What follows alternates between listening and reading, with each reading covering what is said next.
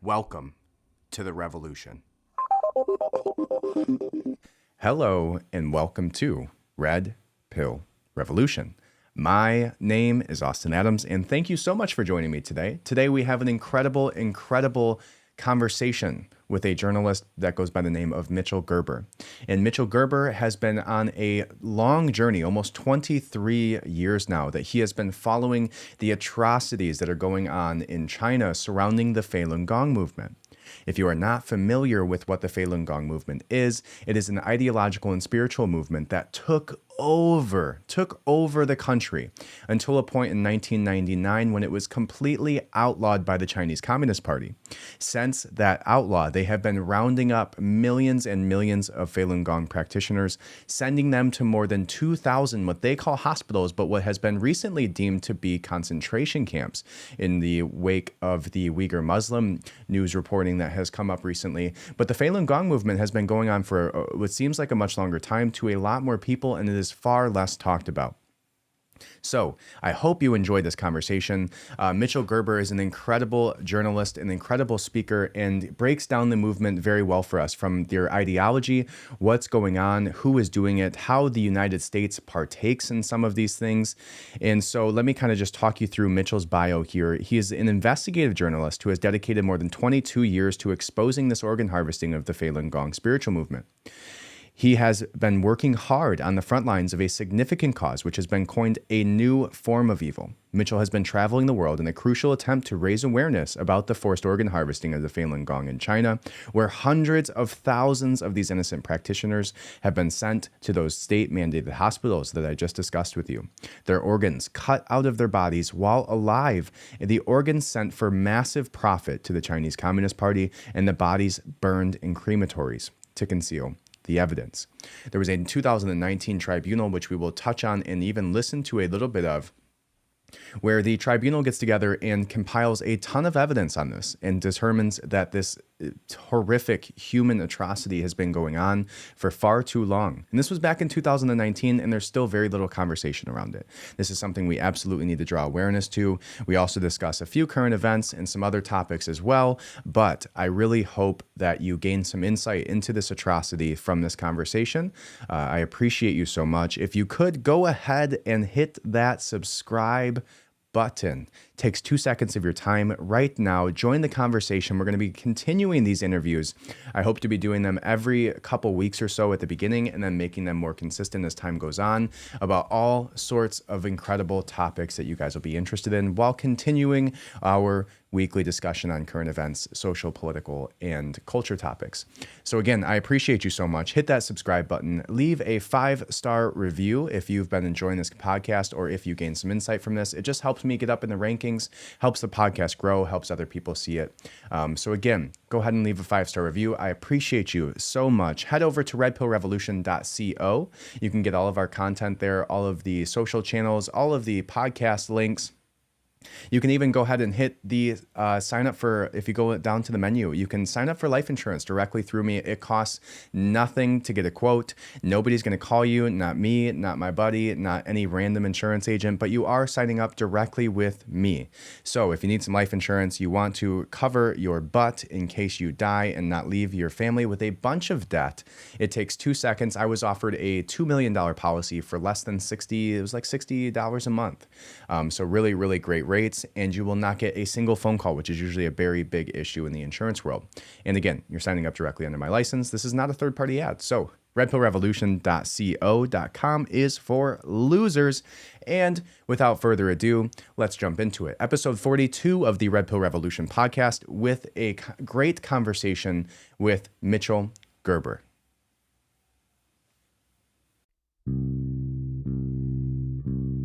Welcome to Red Pill Revolution. My name is Austin Adams.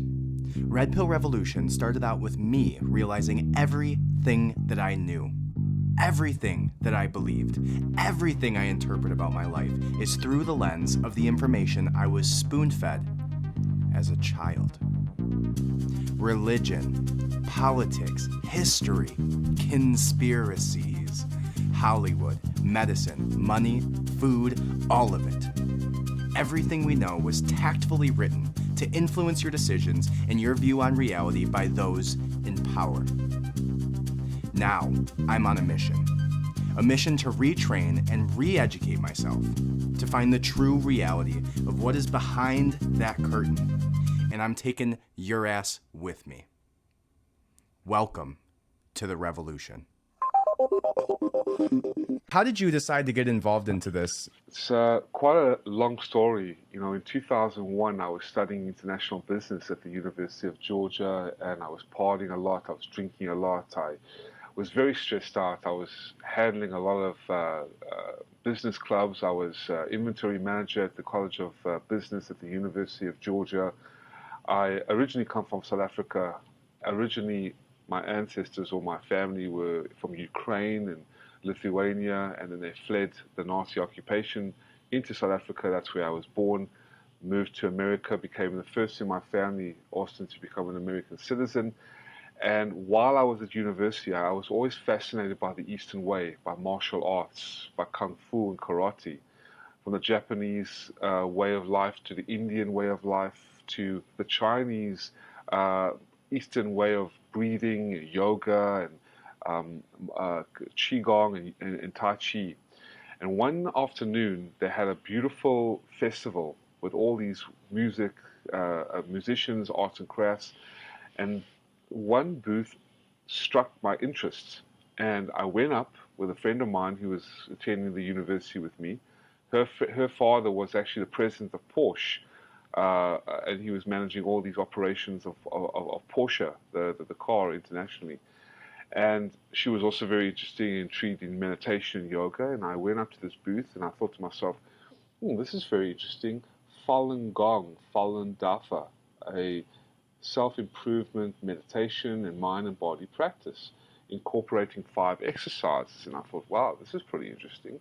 So I went into the, I saw these Chinese people exercising and practicing, and I was very intrigued. I was very attracted to the energy and the frequency, because I'm a very sensitive person, and I'm a very empathic person and intuitive person, and I just enjoyed the traditional values and mysticism of this spiritual movement that was deeply rooted in Buddhism, deeply rooted in Chinese meditation and yoga, namely Falun Dafa, also known as Falun Gong. So I went and tried out the exercises, and immediately I just felt, after practicing the first exercise, which incorporates stretching techniques, the whole unblocking of my body. I felt all down my traps, down my back, just popping.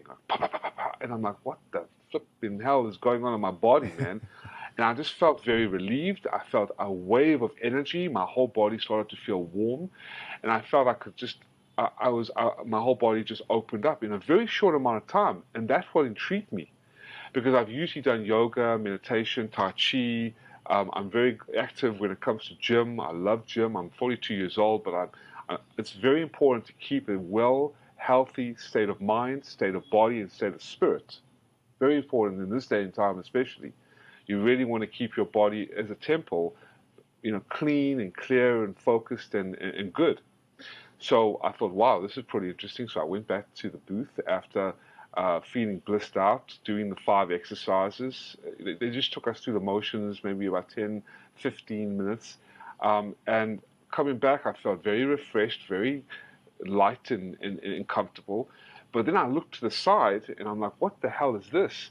I was kind of taken back and creeped out by all these pictures of these Chinese people being tortured and persecuted. And it said on the top of the billboard, they had all these billboards, stop, or posters, help stop the brutal persecution of innocent Falun Gong or Falun Dafa practitioners in China.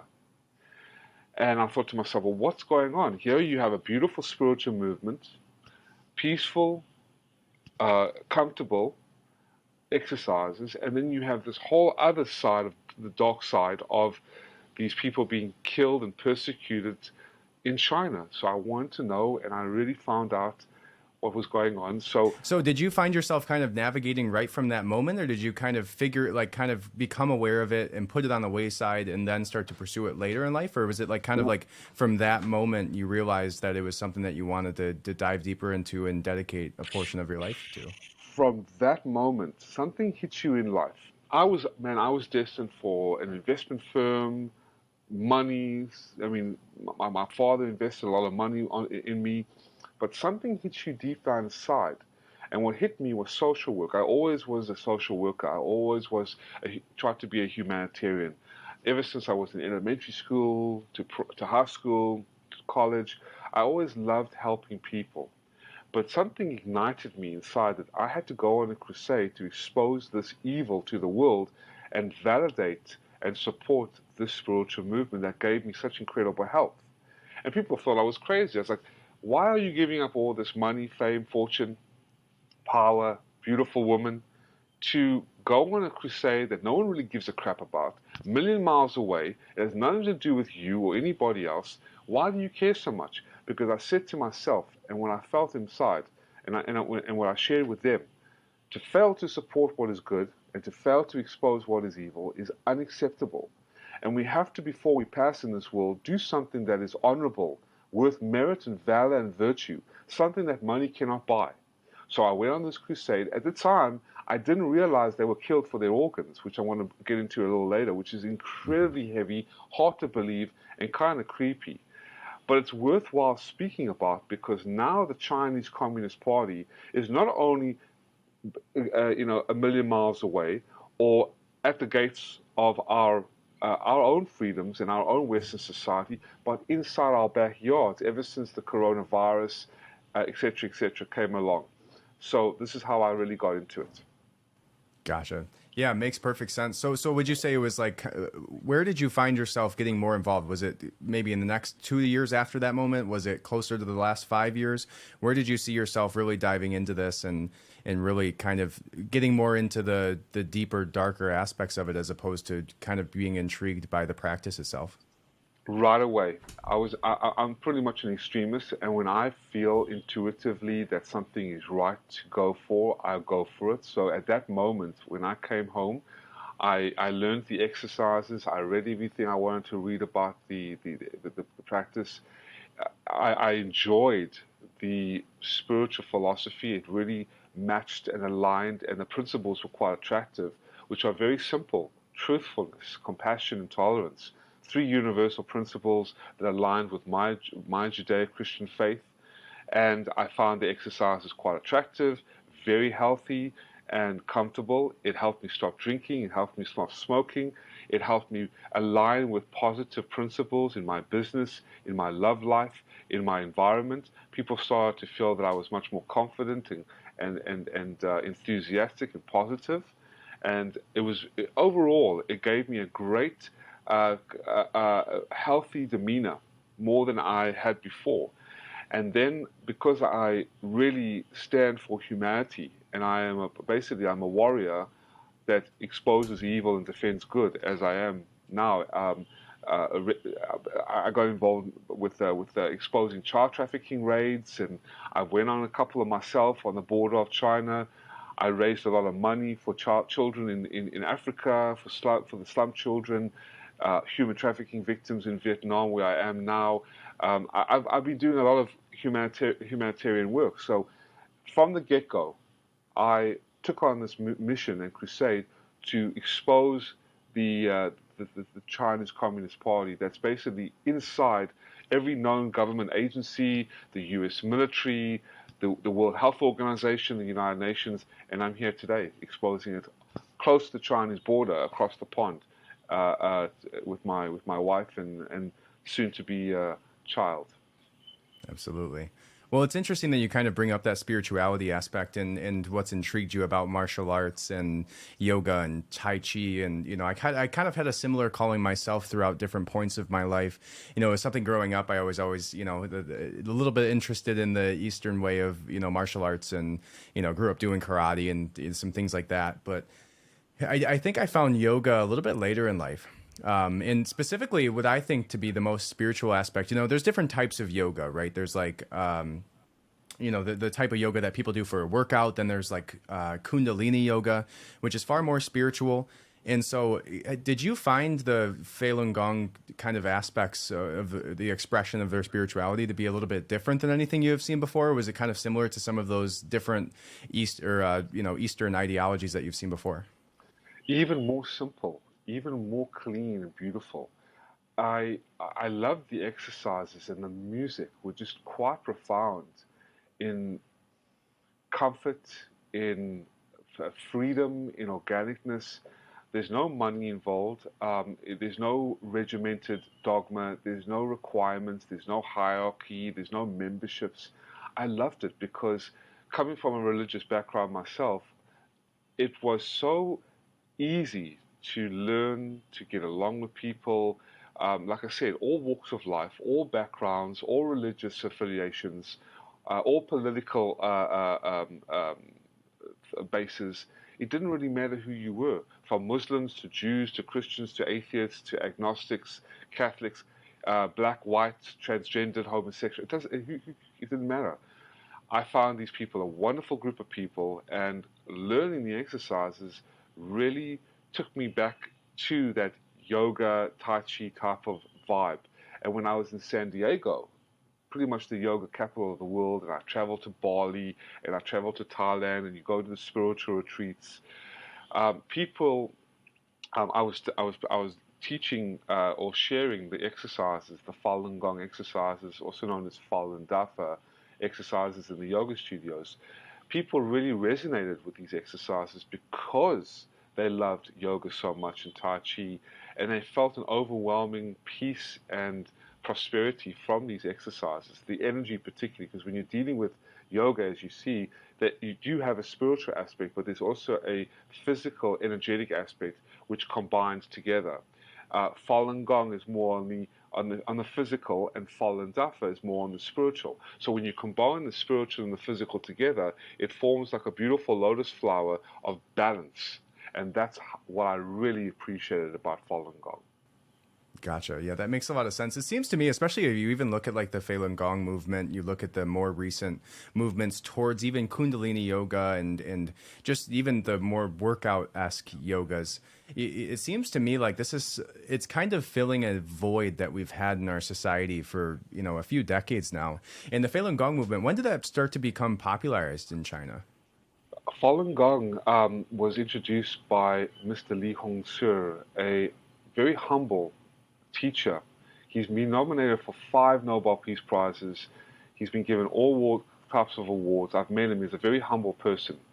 And he asks for no money. He seeks no reward. He wanted to benefit society. So he introduced the spiritual practice and the exercises in China in 1992. And only about 200 people started to come to his classes.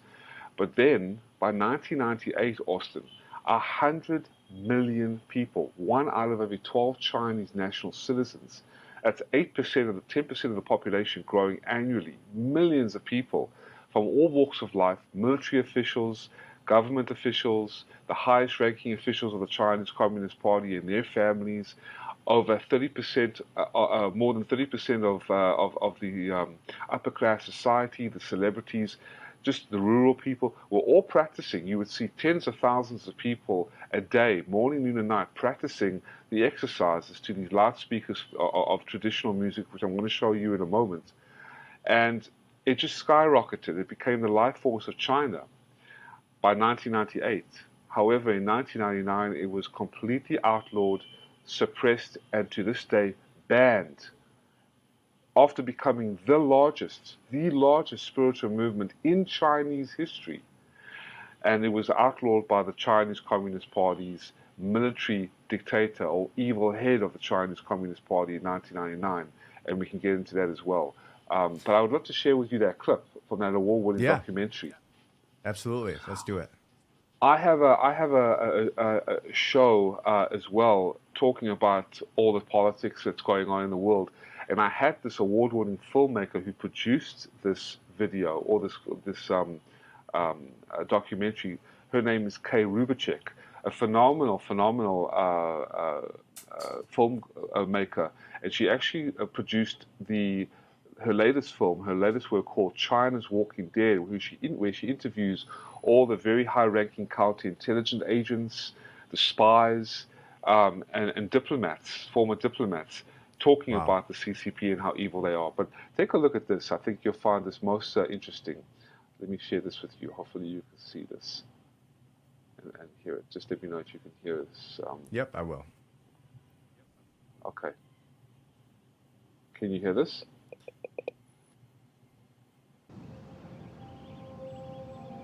In the late 90s, Chinese government surveys said up to 70 million people were practicing Falun Gong daily. Health bills were decreasing, crime rates were falling, and morality was rising.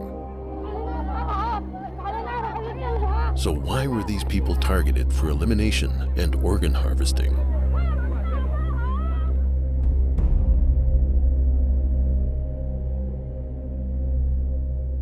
Mona Ye was one of the millions meditating in parks every day. There was a park across the street from my house. Because the first exercise site couldn't hold so many people anymore, it divided into the second, the third, the fourth. So at every street corner and in every park, you could see people practicing Falun Gong. There was from different kind in society. It was many policemen and military. It was just fundamental part of society at that time, and everybody knew somebody who practiced. Falun Gong is a traditional practice of self-cultivation, a practice of slow-moving exercises, meditation, and studying of the principles of truthfulness, compassion, and tolerance, and trying to adopt those into your life. While morning exercises had always been popular in China, Falun Gong brought more than just health benefits. For thousands of years, the Chinese people have believed in Buddhas and Taos and becoming an immortal. Falun Gong really dared to talk about these things. And immediately people took it to heart. Oh, the true ancient good things of China have come back.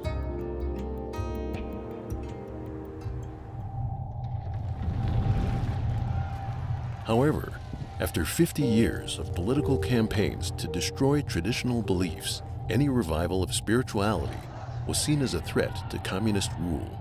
Since I was 11, I experienced all of the Chinese Communist Party's campaigns. Group after group of good people were targeted. There was no faith, no truth. Falun Gong stood in stark contrast with communist ideology. So it would be very hard for it to be tolerated by the CCP. With more practitioners than members in the Communist Party, the party chief, Jiang Zemin, saw it as a threat to his power and overruled the government's support of Falun Gong. Jiang Zemin issued order, set up special office called 610 Office, in charge of nationwide campaign of persecution. Known as China's Gestapo, the 610 agency was above the law and could use any and all means necessary to achieve its sole mission, to eliminate Falun Gong. The nationwide campaign began July 1999.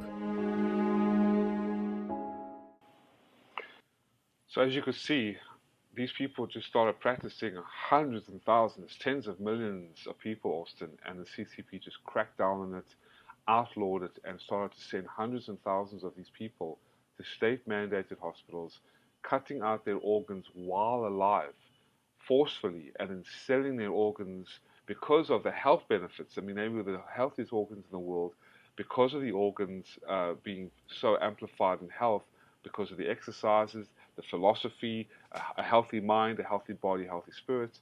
And the CCP fueled a multi-billion-dollar business globally to this day. And so it was from my understanding, too, that they really started to crack down on this when the percentage of people who were Falun Gong practitioners outweighed the Chinese Communist Party members. So it started to become a threat to their governance and their belief systems when there was this idea of, freedom of thought. And maybe you can speak to this, they were considered prisoners of conscience, right? Is that the term that they used? Absolutely. There's 4 types of groups that are prisoners of conscience. The Tibetans, I'm sure you've heard about the Dalai Lama, the Tibetan movement for a long time now. It's been going on. He's been going around the world, the Dalai Lama, to stand up for the Tibetans, who have been also slaughtered for their organs and persecuted. You've also got the house Christians and the Catholics that have also been forced underground. That's why they're called house Catholics and house Christians. You've got the Uyghur Muslims in Xinjiang. I'm sure a lot of people have heard about Enes Kanter, the famous NBA star, who's spoken candidly about this. You've heard about the Hong Kong protest as well, the invasion of the CCP into Hong Kong. But not many people have heard about what we're talking about today, the largest spiritual group. The 95% of these organs are coming from, these forced live organ harvesting and brute persecution is coming from Falun Gong. So yes, those are the four main prisons of conscience. Those are the four main groups, particularly the Falun Gong. And I love what you said about because they became the largest spiritual group, the CCP was threatened by their power. Mm-hmm.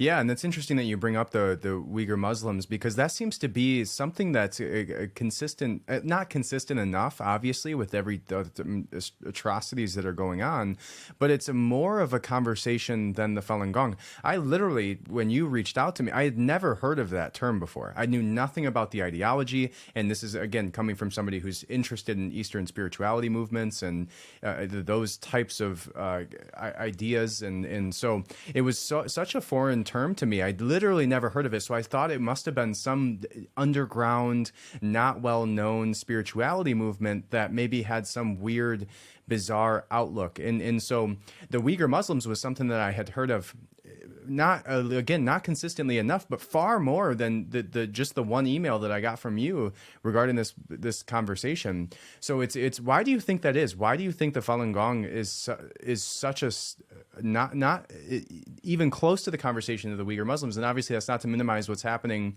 to that group as well, but obviously this is a bigger problem as a whole. But why do you think that this is not a more consistent conversation?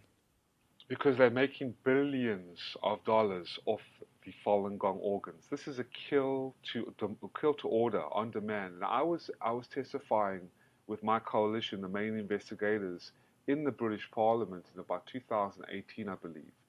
And we talked about this, that the absolute deluge of propaganda, Austin, demonizing Falun Gong as some kind of villainous CIA-backed cult, which is absolutely absurd. It's ridiculous. They weren't here to take over the government. They had nothing to do with the CIA. They've got nothing. There's nothing cultish about Falun Gong at all. It's like saying yoga or Christianity is a cult. It's got nothing to do with it. These are people who wanted to practice their spiritual beliefs in freedom. It overwhelmed the number of people in the Chinese Communist Party's membership by 30 million people, outnumbered. That's what made it the largest spiritual movement. And in a communist country, and I'm living in one, okay, because I'm married to a traditional Vietnamese woman, you are owned. If you think your freedoms are eroded now in the States, come to a communist country. Spend one day in a communist country and try to protest or try and talk to the Central Command about your problems. They don't care about that because you've got no public rights, private rights. You've got no gun rights. You've got no private business rights. You've got no constitutional rights. So in China, when something becomes so large that the CCP cannot control, they will outlaw it. And so the reason why people haven't learned about Falun Gong, in the beginning, the Western world wanted to know what was this life force, what was this popularity of millions of people a day, morning, noon, and night. You saw the pictures of the clip I just played, practicing these slow-moving exercises from all walks of life, from all classes of society. Okay, what was this? Before the Western world truly got to understand, as I'm sharing today on your incredible podcast and broadcast, which I'm so honored to be on, Red Pill Revolution, right? The CCP completely outlawed, banned this, suppressed it, and sent out diplomats and delegations to demonize Falun Gong in order to turn public opinion against the spiritual movement, and to use them as raw materials to fund and fuel this new form of evil. Okay, and why I call it a new form of evil, this organ harvesting, is because, yes, organ harvesting and organ pillaging has been widespread throughout the world.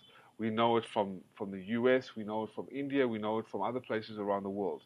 But nothing where a government is using its military, its hospitalization systems, its entire system of control, even developing an office that sits on top of the Communist Party system and the government system, controlling economic, social, and political policies for one purpose and one purpose only: to round up this vast array of organ donors, victims, excuse me, not donors, because there's no consent, sending them to state-mandated and military hospitals under the command of the Chinese Communist Party, just like the Nazis did with the Jews, in cattle cars, cutting out their organs while alive on a specified date, on demand, just like a grotesque restaurant or a wet market. I don't know if any of your viewers have traveled to Southeast Asia, where you see all these lobsters and all these squids and all these shrimps swimming in a bucket, and you choose, oh, I want that one, and they take it out of the wet out of the bucket. They cut it open for like a sushi restaurant.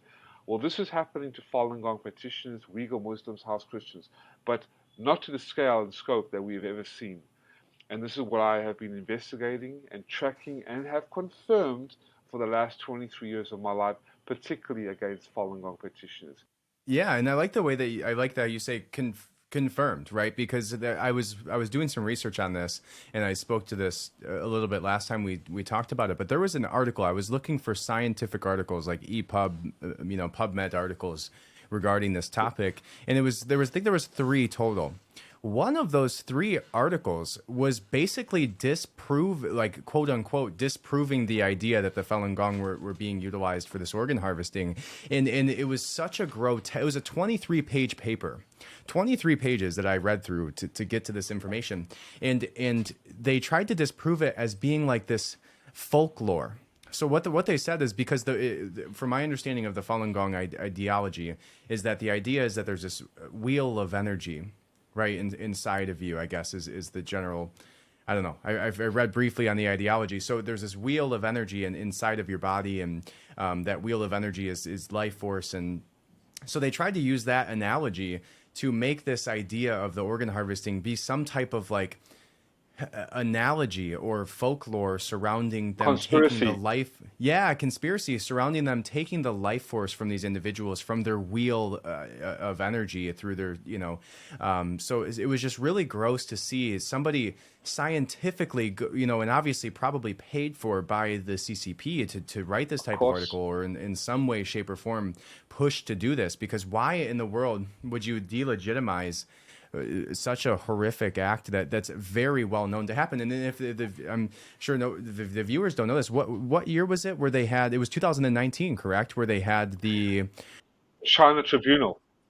Yeah, the tribunal. So they brought out all of these different non-biased individuals across. It was some worldwide organization to try and prove whether or not this was actually even happening. And that was only 3 years ago. And you said you've been doing this for 22 years since this movement was outlawed in China, or 23 years, I guess. And so to have it be going on for 20 years without any type of response, and people trying to even make it seem like it was a lie, like it was a joke. Why would any movement, why would any ideology, why would anybody go to the lengths that you would have to go to speak on somebody doing such horrific acts to people and make that up? And so to see the propaganda that was being pushed out, even in American scientific journals surrounding this, was so frustrating for me, especially knowing that the 2019, because I think the article was written in 2017, the 2019 tribunal proving for a fact that this was going on. 100%. I actually have a clip to share with your viewers that this is actually going on, and that this has been confirmed beyond a reasonable doubt. And that's actually been 25 years. And before the tribunal, which was about 2019, I, like I said, was at a child trafficking court listening to MK Ultra victims, and I raised money for an Epstein Island survivor that was from one of the satanic families. So I got a full glimpse into what is going on, particularly with the human trafficking and the child trafficking. And I was testifying with the coalition to investigate the persecution of Falun Gong and the organ harvesting at the British Parliament. This was about almost maybe a year later when the China Tribunal came out. But if I may, Austin, just to cover it through the video, just a couple of minutes. It's an 8-minute video, but I'm not going to play 8 minutes, but just a couple, just to show that this is actually going on, that these people who have tried to debunk this are they're the conspiracy theorists. They are the ones that have aligned, unfortunately, with the Red Reign of Terror, the CCP, bribed and paid off, like many of the criminal journalist media in the West, to push propaganda. They sold their souls, they've sold their hearts for a piece of gold. What's new? There's nothing new. The World Health Organization, the United Nations, Bill Gates, Henry Kissinger, the Rothschilds, all these Kabbalists have sold their souls. Biden, Hunter Biden. I mean, we don't have to go so far. I mean, you know, the apple doesn't fall far from the tree when it comes to traitors and evil people who have colluded with the Chinese Communist Party. We see it now rampant. Justin Trudeau, Jacinda from New Zealand, these people that have aligned themselves with a communist regime for money and bribes and payoffs. So I'm not surprised that they will come out and demonize an innocent spiritual movement and say, oh, nothing to see here, folks, we're not doing it. Even the Chinese Communist Party, who were bragging on their 20 websites promoting their organ harvesting, that they banned organ harvesting. They were only doing it to certain prisoners.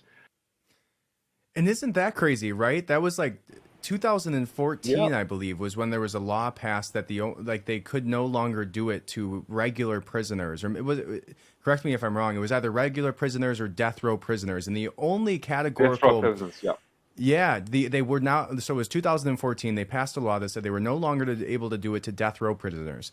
And the only prisoners they continued doing it to were prisoners of conscience, right? So prisoners like the Falun Gong, like the Uyghur Muslims, like the Christians, like all of the, you know, these ideological movements, which is so foreign to us being from the United States, that you can be persecuted for a thought, because that's all an ideology is, right? It's not like you went and hurt somebody. You didn't rob somebody. You didn't go to a store. You didn't extort money from somebody. You didn't do the insider trading that Nancy Pelosi does and her husband on a daily basis. You didn't do any of that. You had a thought. You had a beliefs, a stream of beliefs that your life brought you down a path to meet with, and you chose to go down that path because it spoke to who you were and what you felt was right in the universe, your universe, not the reality of the Chinese Communist Party, not the reality of the Democratic or the Republican Party, but because you had a thought that you followed, that you felt a calling for, and because you felt that alignment with an ideology,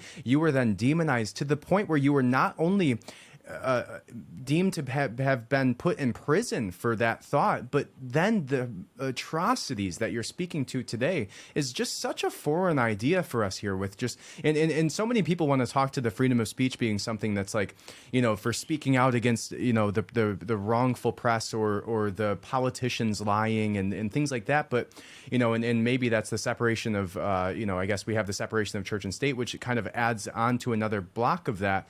But to have that Constitution be the dam holding back the water of all the horrific things that so many governments have done before the United States, and to have our founding fathers have the foresight to just put that one thing in there, right? Just the one thing, the freedom of speech allows us to not only speak out, but to have thoughts, right? Because the thoughts are in your head, and where they can start to have these persecutions is when you start to enact on them through your just verbally.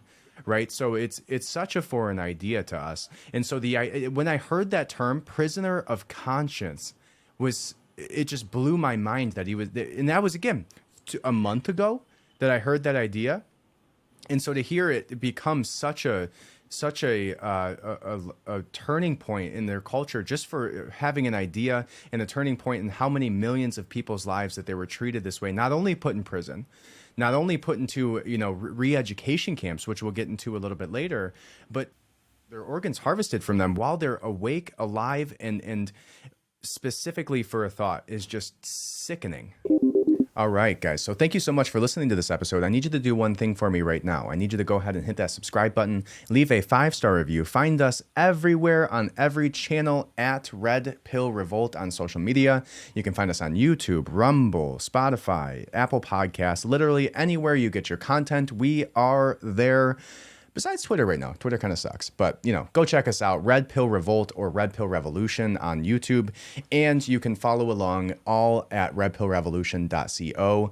Go to the website right now and you can actually sign up for life insurance directly under my license without a single phone call from an insurance agent. You can just go browse the pricing, change the amount, benefit payouts for your life insurance, all at redpillrevolution.co, and click the menu at the top and click Get Life Insurance. All right, you're signing up directly under my license. This is not a third-party advertisement. It is the only way that you can show support, besides becoming a paid subscriber from the website as well, which is just kind of supporting the podcast. But to actually get something, you get that life insurance policy without any additional costs at all. All right, and you're signing up directly through me. I got a $2 million policy for myself for about $60 a month, which was truly incredible to make sure that my family is covered in the event of something horrible happening.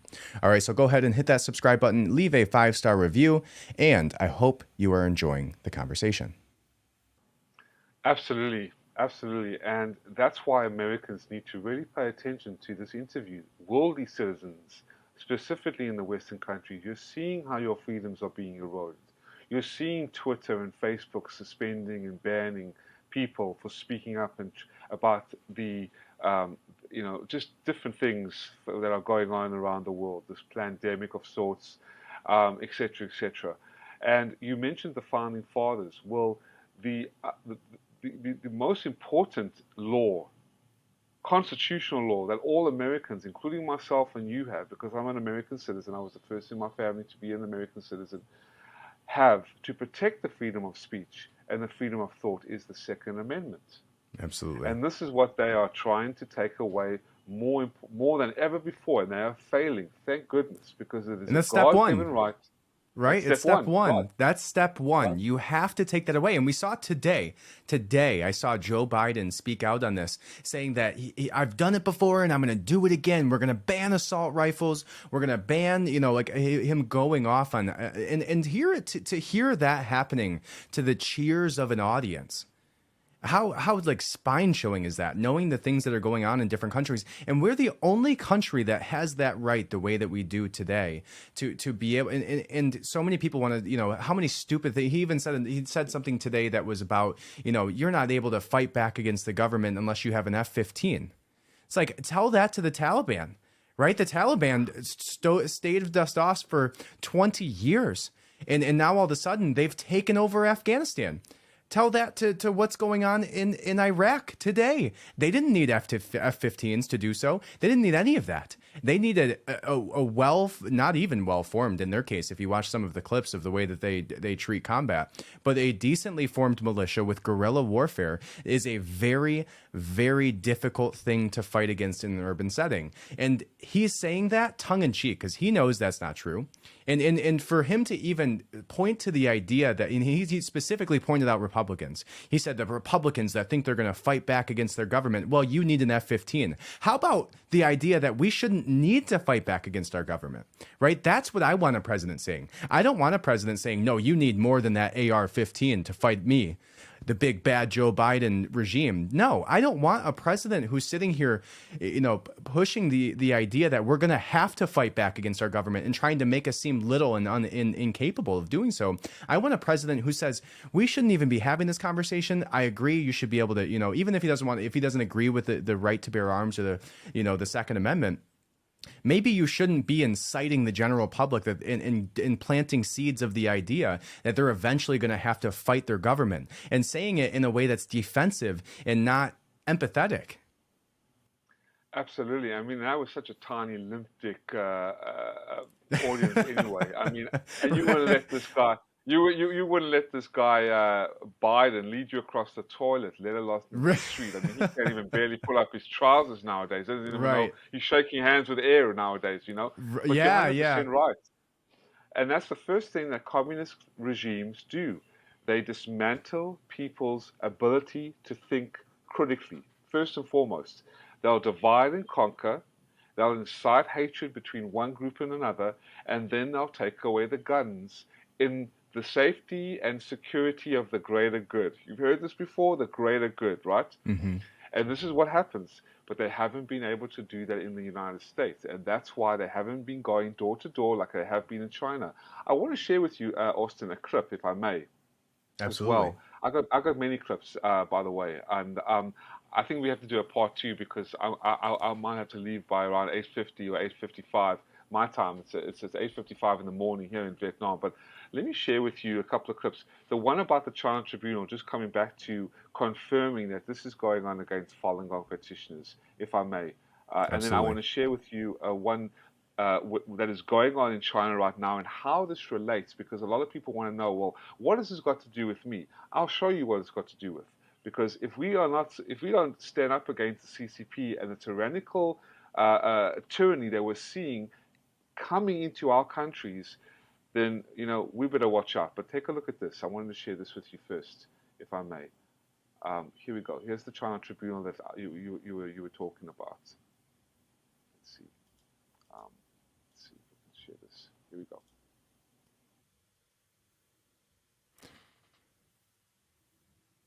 It says, for decades, China has been accused of killing prisoners of conscience. And it says the China Tribunal final judgment. Would it be possible in today's day and time that a government would incarcerate 1 million people, blood test them, get their tissue samples, put that in a database, and then sell their organs around the world?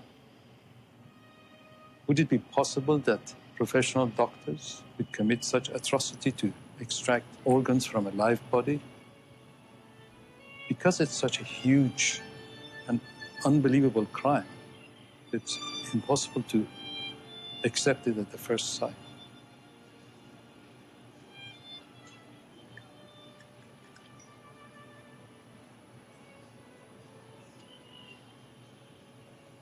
And it shows that this tribunal was taking place in London on June 17th of 2019. Mr. Vice President, the Durban Declaration affirms the urgent need to prevent, combat, and eliminate all forms of trafficking in persons, including organ trafficking. China Tribunal, a people's tribunal chaired by Sir Geoffrey Nice, considered all available evidence and concluded that forced organ harvesting from prisoners of conscience, including the religious and ethnic minorities of Falun Gong and Uyghurs, had been committed for years throughout China on a significant scale, and that it continues today. This involves hundreds of thousands of victims. Acting on independent legal advice, the tribunal concluded that commission of crimes against humanity against Falun Gong and Uyghurs had been proved beyond reasonable doubt, victim for victim, and death for death, cutting out the hearts and other organs from living, blameless, harmless, peaceable people constitutes one of the worst mass atrocities of this century. Organ transplantation to save life is a scientific and social triumph, but killing the donor is criminal. Government and international bodies must do their duty not only in regard to the possible charge of genocide, but also in regard to crimes against humanity, which the tribunal does not consider to be less heinous. It is the legal obligation of UN member states and the duty of this Council to address this criminal conduct. Thank you, Mr. Vice President.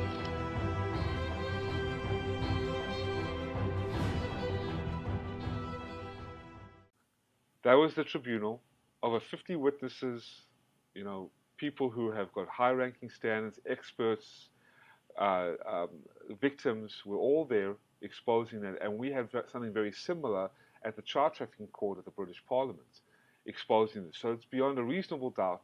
All the skeptics, and I love the skeptics. I mean, you can't do anything about the freaking trolls and the agents, man, because they're so demented and lost. And I hope they come back. I hope they can come back and get some sense about them and common logic and their wits about them. But when you talk about skeptics, I work hard to bring the awareness to the skeptics because I love the skeptics. I love them questioning everything until the unreasonable doubt is confirmed that this is going on. And it is going on. There's no doubt about it. So there's a lot more skeptics that are now coming up and coming to my side and saying, you know what, before, Mitch, I thought you were a conspiracy theorist. I thought this was crazy. I did think they were a cult. I thought they were CIA-backed, a terrorist group. I thought the government was right about them. But based on the evidence and based on seeing how Falun Gong has evolved into something beautiful, organic, that it's always been, and the evidence against this spiritual movement that has been persecuted, I'm starting to see the truth. And that is my mission complete. That is my sole mission. That's my intention, to get the word out on your show, on many shows, to expose this evil. For no fame, no fortune. I'm not tied to any CIA. I'm not tied to any Mossad. I'm not tied to FBI. Even though I had to sit down when I received my death threat in Atlanta, Georgia, I sat down with 2 FBI agents. They bought me lunch because I got death threatened. The Chinese, some agents broke into my car. They threatened me in 2005 when I was in South Africa. I was involved in an assassination attempt, charging one of the ministries of the Chinese Communist Party. He was visiting South Africa, and I was there at the time visiting friends and family. I protested outside the Chinese embassy by myself. The cops tried to break me up. The consul general called the cops, and I said to them, what did Nelson Mandela and the freedom rights movement did in South Africa when the apartheid regime was suppressing you? The same what the CCP is doing to suppress Falun Gong. And they leveled with me, they understood, and they left me to my own volition. And the CCP couldn't, the consul general was forced to watch the simple protest outside of their bunks in their home, and their housing, their lodging, and in front and across the street to the Chinese Communist regime's consul general. So yeah, there's no doubt that this is going on, and that this is actually now reaching a boiling point, and the mainstream media have to act, because if they do not, there's a lot of complicity, alignment, and collusion with the CCP, and if they don't want to be charged with genocide and complicity and collusion, they better come clear. Do you think they are complicit at this point? Do you think that they're in some way tied, and that's the reason that this hasn't come out a little bit more than it has in a mainstream conversation? 100%. I mean, look at Biden. Look at Nancy Pelosi. I'm going to play you a clip, if I may. Because. But we don't have too much of your time left, so let's make sure we get some conversation in. But yeah, we'll definitely, if you think it's worth it enough, for sure, we'll play it. But sure. So do you think that? I mean, obviously, we know between the agreement, the telecom agreement, that almost all of the major conglomerate news organizations are in some way or shape or form tied almost to the families that you've kind of alluded to several times in this conversation. So do you believe in some way, shape, or form? Now, obviously, this is an interesting time to have this discussion between the tensions rising between China and the United States above all else, right? Obviously, there's the proxy war going on in Ukraine right now between the UN and United States and Ukraine and Russia. But at the same time, we're seeing tensions rise between China and Taiwan, and really China and the US. And so you would think, if they're going to, in the same way that we've seen them demonize Russia more recently with all the propaganda, with all of the ghost of Kiev and all of these things that came up initially at the beginning of this war, after it just completely went silent after 2 months of the war. It's surprising to me that our mainstream media narratives have not started to point to some of these things, like these atrocities happen, as propaganda to move towards a movement in the United States here today to push towards that war. So, to me, it's an interesting time to have this conversation, and also including the mainstream narratives, because you would think, in the same way that they've tried to demonize Russia, that they would do the same with China. And in the case of China, it seems much easier to do so with a lot of these ideological genocides that are happening there. I agree. However, they have not done that because of the being in bed for all these years. I mean, the Chinagate scandal in 1996, it just goes even further, deeper than that. I mean, since the 1960s, the infiltration of the Chinese Communist Party, backed by the Rothschilds. The Rothschilds is one of the satanic families. I'm sure that is a household name, just like the CCP nowadays, who people want to divulge in the behind scenes, like the Khazanian Mafia, You've got the Freemasons. You've got the Illuminati. All these groups ring a bell to a lot of your viewers, I'm sure, who like to do a deep dive behind the history. And so the CCP has always been funded and backed by the Rockefellers, the Rothschilds, the Khazanian Mafia, and they have been used, the specter of communism, to rule the world. The CCP would have never been able to muster that kind of power to infiltrate into the global arena if it wasn't for these satanic elites, okay? Because the satanic elites love the communist specter because it is the only specter that has the deception to move through the Western infiltration or Western lines. It's just very similar to what happened with Spider-Man 3. Remember when Spider-Man 3 it was the black I don't know what it was called, but it was the black Venom? goo. I don't know. Yeah, it was Venom. something like that. Yeah, it takes Venom. over. It takes over the Yes. right. It takes over and influences the mind. That's what the specter does. It's like a black venom that takes over the mind. It slowly infiltrates and then controls. That's where you see the liberalism, the radical leftism, the cultural Marxism, the cancel culture, the wokeism. Where do you think it all comes from? The communist regime. They've used the specter to poison the minds, particularly the left's mind, the radical left, the cultural Marxists, to the form of socialism.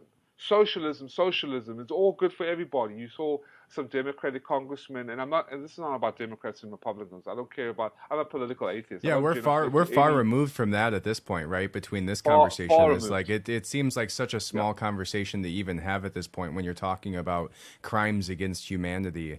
I wonder how many Democratic versus Republican conversations were going on when Jews were being gassed in gas chambers during 1940s.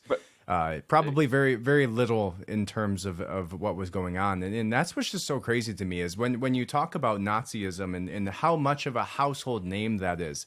This is, not to, be sensationalist, but this is one step further almost than what we saw, than what was happening in the camps, right? That the Nazi camps, right? The concentration camps with the Nazis, because they would mass murder them in gas chambers, but they weren't taking it a step further and doing this organ harvesting while they were alive. And we see so many people cry out, even to this day, 80 years later, about all the horrific things that were happening in 1944. But we're literally not seeing anybody talk about this. And they literally have the same terms, right? Re-education camp is literally just a concentration camp with extra steps. And nobody, I haven't seen anybody. This is the first conversation I've seen had about this, besides maybe the small clips that you sent to me in an interview. So you're absolutely right. It is interesting to see how, the Democratic and Republican Party is not even a part of this conversation, but it's more, it's a layer or 5 layers even higher than that, to where they've integrated into the societies of both in mainstream culture in the West. And so I 100% agree. And we had Nancy Pelosi say, did you see that clip where Nancy Pelosi, after she left Taiwan, she came out and said that, go ahead. Yeah. She said that China is one of the world's leading democracies. Did you see that clip? I have the clip for you. May I play that for you? Yes, let's do it. Let me share that with you. I know we haven't got much time, but please, because I put a compilation together for it. Take a listen to this. This is exactly what you're saying. Still support the one China policy. We go there to acknowledge the status quo is what our policy is. There was nothing disruptive about that. It was only about saying China is one of the freest societies in the world. Don't take it from me. That's from Freedom House. Let's talk a little bit. Democracy, courageous people, and it's just, I don't know why it is, except there's some commercial interests who would like to diminish the relationship.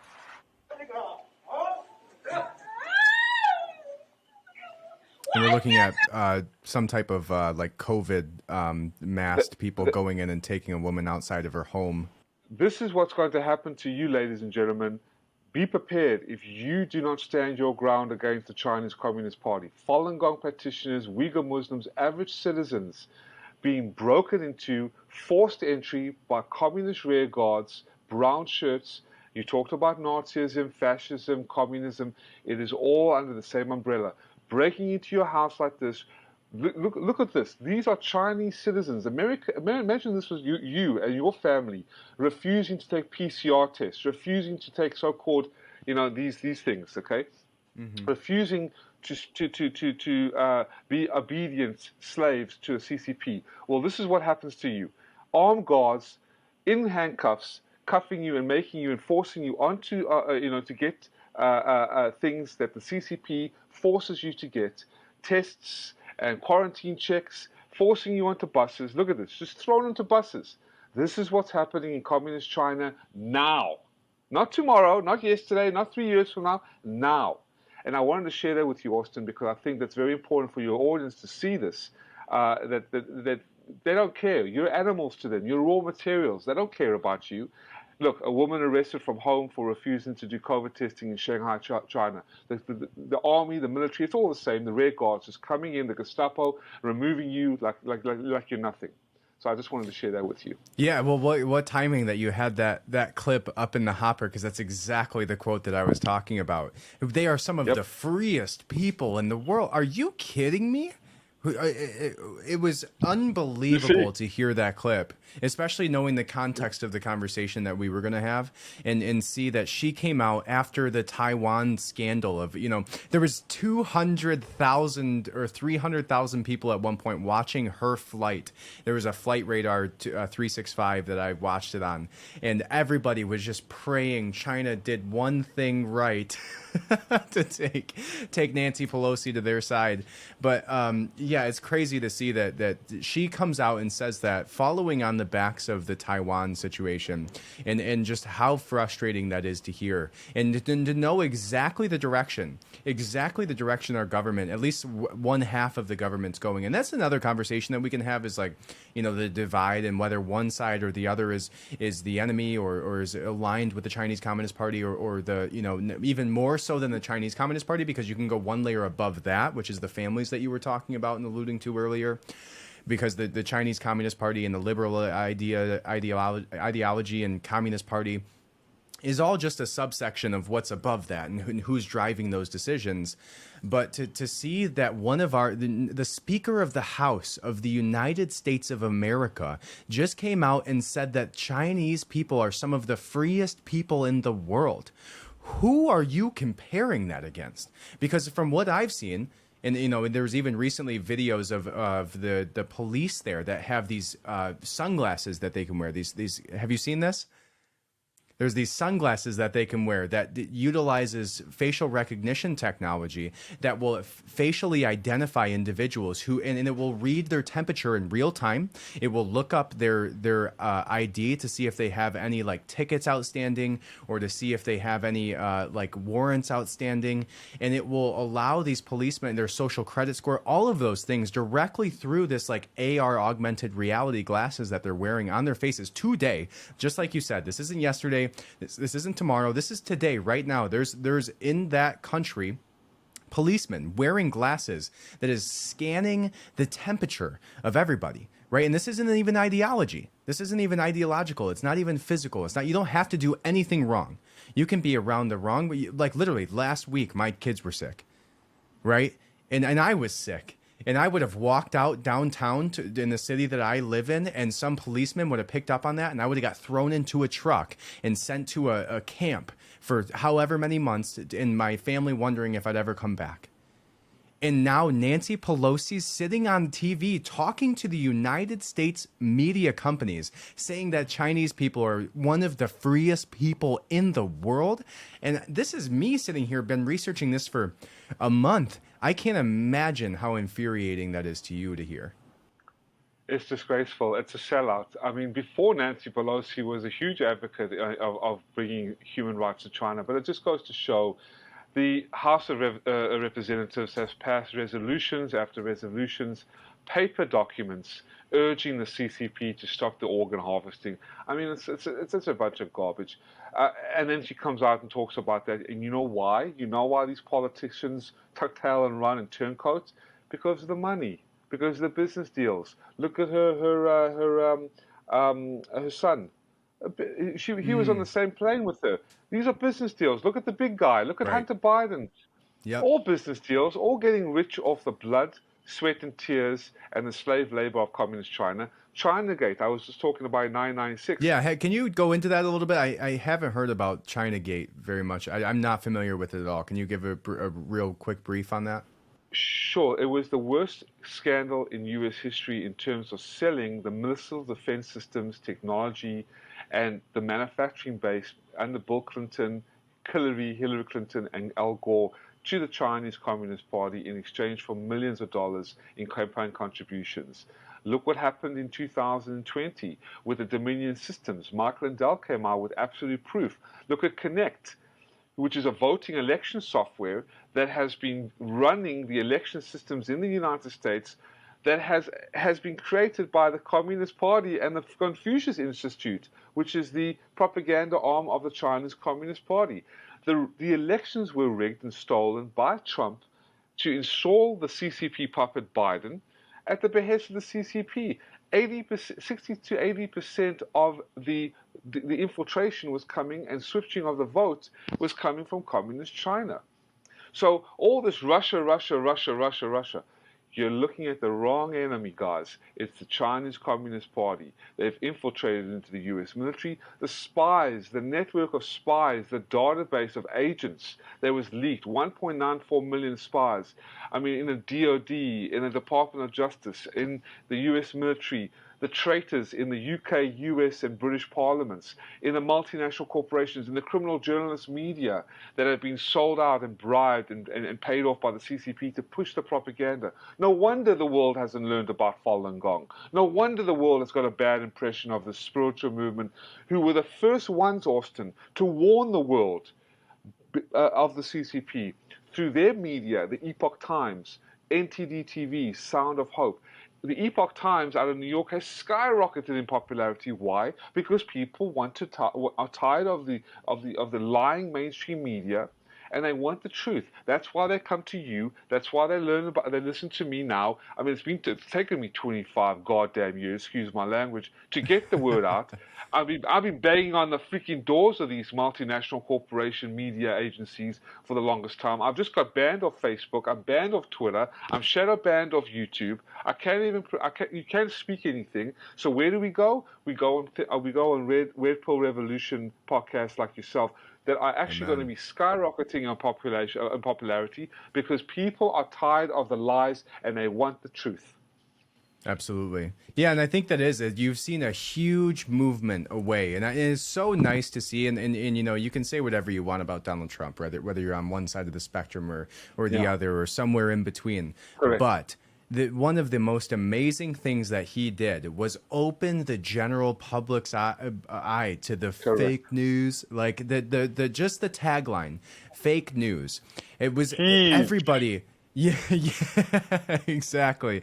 The fake news tagline changed the world's perception on mainstream media and made people realize that they were being peddled propaganda from the largest corporations. I mean, one of the most impactful videos that you'll ever see that will wake you up to what is going on in our mainstream media today is that, have you seen the clip? I'm sure you have.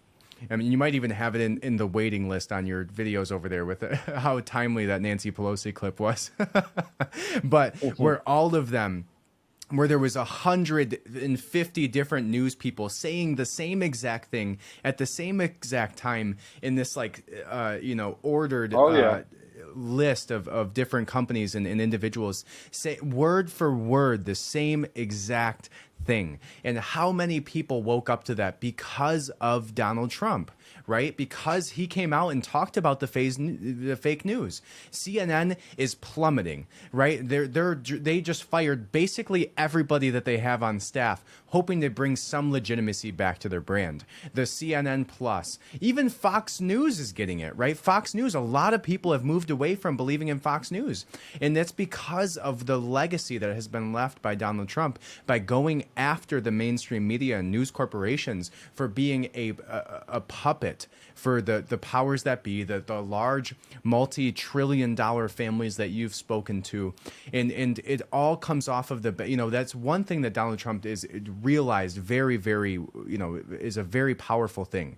If you can find some type of taglines start movements, right? Whether it's fake news, whether it's the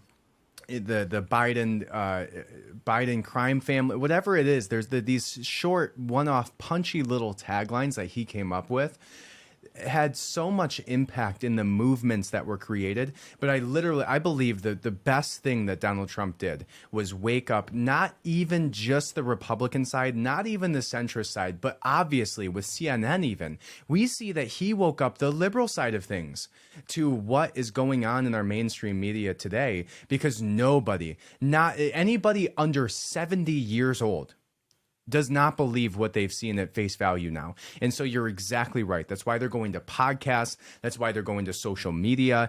And the podcast is such an awesome medium to be able to do these types of conversations with, because it doesn't have that linchpin, that algorithm, that shadow banning aspect to it. Whatever audience you have, they're going to hear you, and they're going to hear a long form conversation like this. And if you have a 30-second clip, and a lot of my stuff is promoted through 1-minute reels and TikToks and that type of thing, you can't do it justice in the same way that me and you sitting down having an hour conversation at this point has. It's just so impactful, and it allows people to unpack things in a way that you never would have had, right? Even Tucker Carlson has a 25-minute probably piece on throughout the night.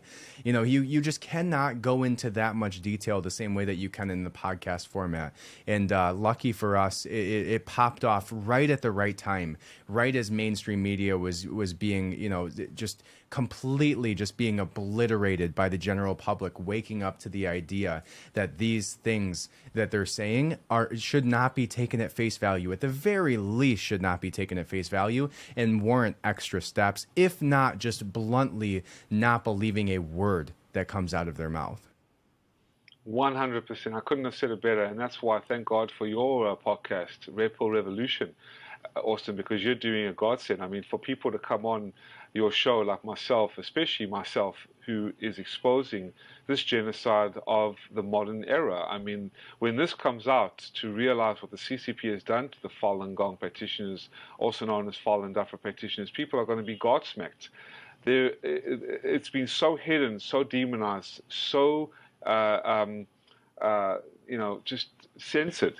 Stifled, yeah, in every aspect, right? And even somebody like me who's in the game, right? I'm constantly looking for articles, constantly reading on these things that I find to be interesting, and in the same world of like questioning the mainstream narratives. And it's what this show is entirely about. And I physically had no idea what the Falun Gong were, let alone the atrocities that were happening to them, until you brought it up. And so just to be able to have whatever platform I can to share that, I'm really, really glad that we're able to get this message out, because there's not very many atrocities going on across the world that match this horrific thing that is happening. No, there isn't. And I've been dedicated to this for 25 years. And before I leave, Austin, because it's been an honor and a privilege and a pleasure, may I share some websites that people can actually go learn about Falun Gong if they want to practice it? I would love to just share them just briefly with you. Absolutely. This is where people can learn about Falun Gong. Can you see this? I think you can. Yeah. Yep. This is learnfalungong.com. Learn, FALUNGONG.com. And this is the exercises, again, for the body, for the mind, for the spirit, whether you're religious, you're atheist, agnostic, it doesn't really matter. The body, it increases, for Falun Gong, what it does, it increases energy and vitality, boosts the immune system, improves physical wellness for the mind, for the spirit, acquiring inner peace. It's quite profound, and you can try it for, free of charge wherever you are in the world. This is the exercises. It's all based on truthfulness, compassion, and tolerance. These are the 5 exercises, Austin, actually. The first one, that stretches. The second one, 3rd, 4th, and 5th. And it's quite profound for health and longevity. Now, for people who want to learn about the history and why it has been outlawed and persecuted, this particular site called faluninfo.org frontline.net. Hopefully you can see this. It talks about what Falun Gong is, the 100 million people who are targeted, and the forced organ harvesting. And you can also watch really good documentaries for free as well, award-winning documentaries. And you can also voice your support to tens of millions who remain at risk, and you can give your voice to those who have none. At faluninfo.net, faluninfo.net. Now, for the skeptics out there, and this is where I bring the next website, it's all the reports at this particular website. This is endtransplantabuse.org, endtransplantabuse.org. Here are all the investigative reports from the investigators, the experts. You've got the 2016 investigation and update, the China Tribunal, all the academic articles, government reports, NGOs, books, documentaries, the media analysis, the response, taking action if you like. And if you go to the video section, you'll see the Roundtable Coalition, which is an incredible panel of experts. Hopefully you can see this. Yeah, you can. This is the Roundtable Coalition. David Kilgore, Chris Chappell, who runs China Uncensored on YouTube, Miss Anastasia Lin, who is Miss World, David Mattis, Ethan Gutman, and Matthew Robinson.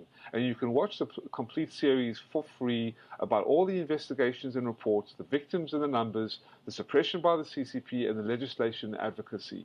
All here, black and white. It's beyond a reasonable doubt. But again, if anyone really loves yoga, Tai Chi, Falun Gong is beautiful. It's a spiritual movement, and it's practiced free of charge.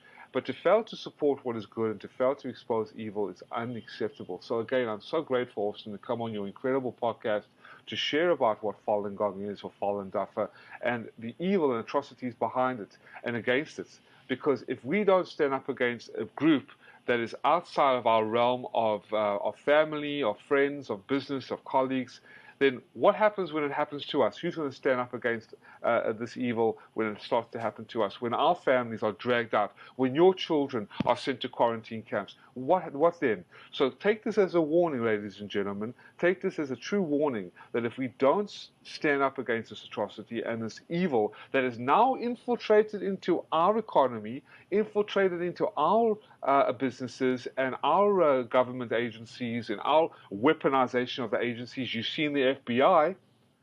Look at the FBI being weaponized. Where do you think that comes from? All coming from the CCP's playbook and policies. So let's just be aware about that and this. Absolutely. Well, Mitchell Gerber, everybody, where is there anywhere that they can find you, follow you, and kind of follow your journey on this? Yes, you can find me in my the last remaining channel, YouTube, Twitter. Twitter is TruthSeeker077. TruthSeeker077. I'm heavily shadow banned, but if anyone wants to reach out and contact me, you can contact me there. Perfect. Well, I love it, Mitchell. I thank you so much for what you do. Honestly, it's like, coming from my side of things, it's difficult enough and frustrating enough doing the things that I'm doing here in the U.S., which is not nearly what you're doing over there.